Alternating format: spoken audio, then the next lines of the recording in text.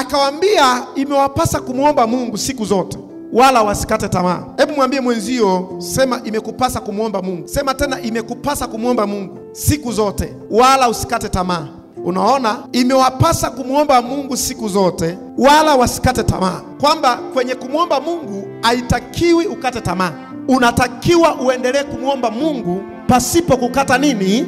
Yesu anaanza kutoa mfano, anasema kulikuwa na mtu fulani kwenye mji fulani, mjane fulani kwenye mji fulani, ambaye huyo mjane, na kwenye huo mji kulikuwa na kadhi fulani, ambaye huyo kadhi sifa zake, kwanza amchi Mungu, sifa ya pili ajali mtu. Amen. Hapo utajifunza, siku utakapoacha kumcha Mungu utaingiliwa na roho ya kutokujali mtu yoyote.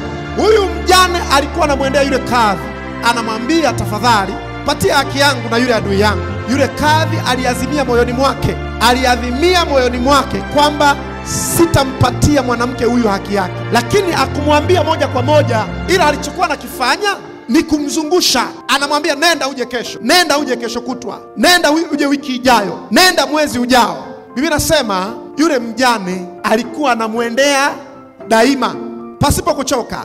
Yani kadri anavyoahidiwa, njoo nitakupa kesho deni lako, njoo nitakupa, yeye kesho hiyo aliyoambiwa yuko anabisha hodi, anabisha tena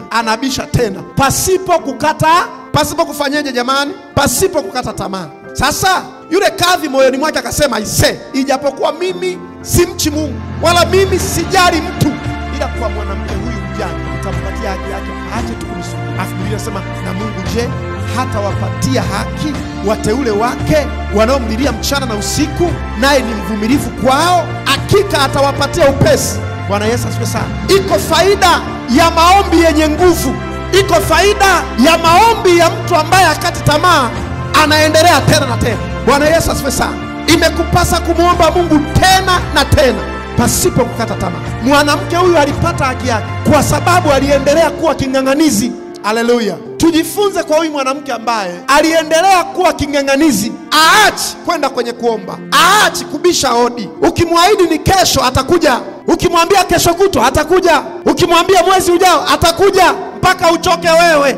Kwa kadhi akachoka, akasema jamani, kwani mimi nilijitu, simchi Mungu, sijali mtu, lakini kwa mwanamke huyu, ili aache kunijia daima na nichosha, Bwana Yesu asifiwe sana, nitampatia haki yake. Mwanamke huyu akapata haki yake.